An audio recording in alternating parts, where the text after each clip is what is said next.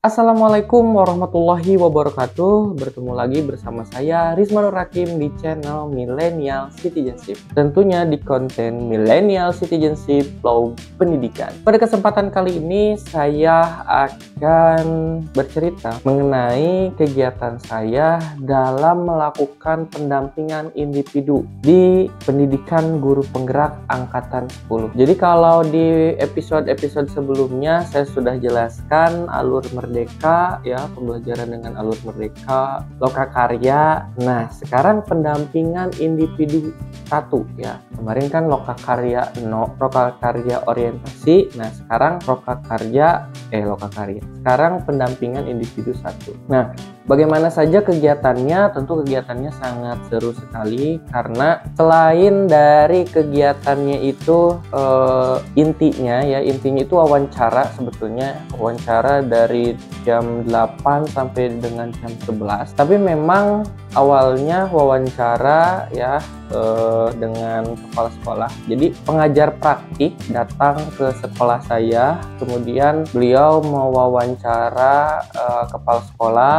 Setelah wawancara dengan kepala sekolah, kemudian wawancara dengan calon guru penggerak, yaitu saya. Ya, jadi saya diwawancara di sana. Saya tidak akan jelaskan secara detail saja ditanya apa saja. Tapi yang jelas intinya dalam pendampingan individu ini berbagai hal yang sudah dilalui dari awal sampai dengan kira-kira 1 bulan gitu ya, pendampingan individu itu ditanyakan gitu ya, bagaimana proses pembelajaran di LMS, bagaimana pelaksanaannya dalam kehidupan di sekolah gitu ya, dalam pembelajaran ataupun kegiatan-kegiatan di sekolah setelah selesai mendapatkan pembelajaran di LMS, baik secara LMS-nya tertulis, video, kemudian diskusi secara daring dengan Google Meet, Lokakarya orientasi kemarin. Bahkan yang menarik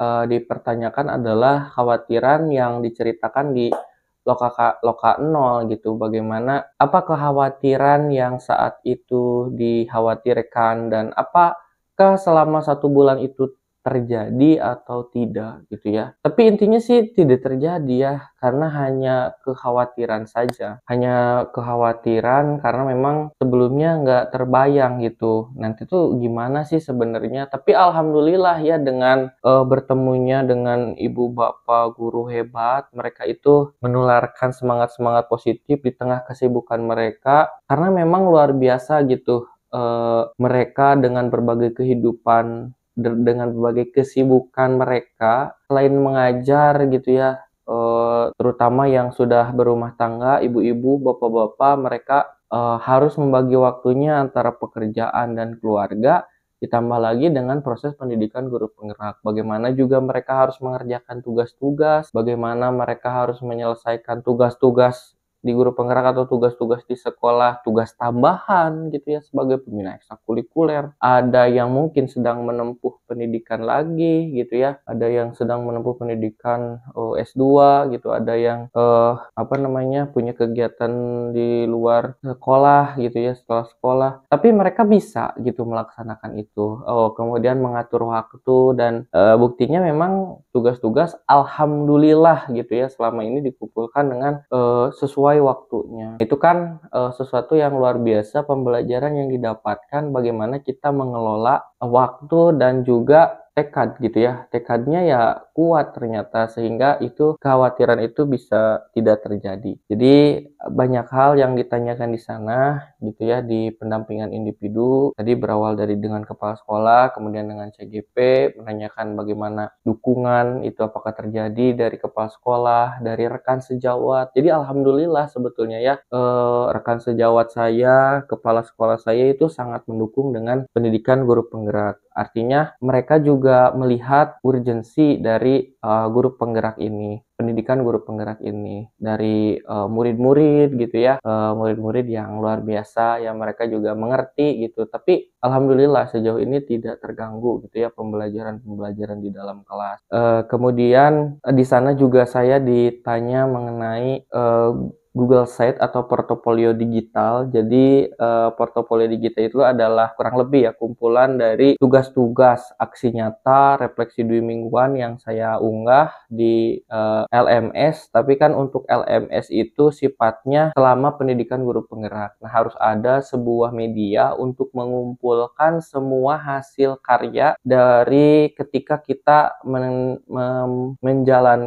melaksanakan pendidikan guru penggerak, yaitu dimasukkan ke portofolio digital di Google Site. Dan itu juga jadi hal yang menarik bagi saya karena di sana jadi terdokumentasikan dengan sistematis gitu. Bukan hanya itu, tapi karya-karya kita yang sudah terpublikasi juga boleh dicantumkan di sana. Misalnya kita suka menulis di media online atau media cetak, atau kita pernah menulis kemudian dibukukan kumpulan artikel, itu juga boleh ditampilkan di sana. Jadi melihat portofolio kita gitu ya, apa yang sudah kita laksanakan, ya karya-karya yang sudah kita buat, aksi nyata yang sudah kita lakukan di sekolah. Menurut saya ini jadi kalau kedepannya ya setelah lulus guru penggerak, amin ya, ini tuh jadi sebuah kenang-kenangan. Dan kalau orang pengen tahu portofolio kita, orang pengen tahu bagaimana karya-karya kita, ya di sini ngaksesnya. Saya juga sebetulnya pernah dapat informasi kayaknya sih Google Site ini sih bisa jadi domain yang betul-betul kita banget gitu, bisa diganti dengan TLD ya, top level domain. Tapi saya juga belum ngulik ke sana, artinya Google Site ini ya murni Google Site Google yang saya juga ya, karena memang harus dibuat sesuai panduan gitu ya, isinya kemudian sistematikanya gitu ya, harus dibuat dengan sesuai panduan. Tapi pada prinsipnya itu ya, untuk mengunggah karya-karya kita selama pendidikan guru penggerak, dan juga mungkin sebelum pendidikan guru penggerak itu semuanya di sana gitu, disusun dengan rapi.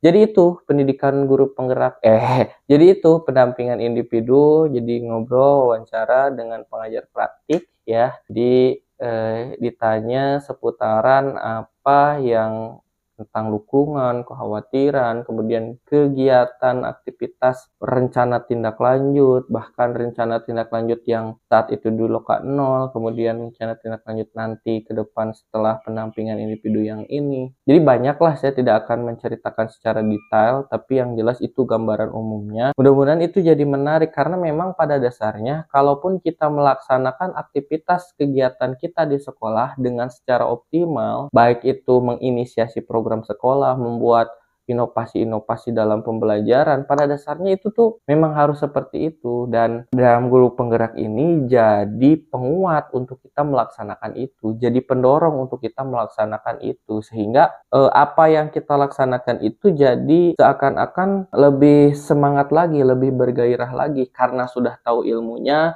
sudah tahu konsepnya, sudah tahu aturannya, sudah tahu arahnya akan kemana, kemudian diperlihatkan aksi nyata atau praktik-praktik baik gitu, ini efektifnya seperti ini dan lain sebagainya, jadi referensi sehingga itu tuh bisa dilaksanakan, diterapkan dalam kegiatan aktivitas kita di sekolah. Itu saja mungkin untuk pendampingan individu. Sekali lagi saya tidak bisa ceritakan secara detail, tapi yang jelas tadi ya cuplikan-cuplikannya itu, kemudian gambaran umumnya seperti itu ya. Mudah-mudahan bisa menginspirasi, membuat Bapak Ibu guru yang mungkin ingin mengikuti pendidikan guru penggerak jadi ikut guru penggerak dan semangat gitu ya mengikuti seleksi, semangat mengikuti tesnya. Dan bagi Bapak Ibu guru yang juga belum berkesempatan mengikuti pendidikan guru penggerak ya, juga terinspirasi gitu ya, karena pada dasarnya kalaupun kita tidak pakai wadah pendidikan guru penggerak, tapi tetap fokus utama kita adalah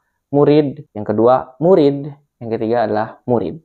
Itu saja untuk pembelajaran pembelajaran. Itu saja untuk video hari ini, mudah-mudahan menginspirasi dan bermanfaat. Terima kasih. Wassalamualaikum warahmatullahi wabarakatuh.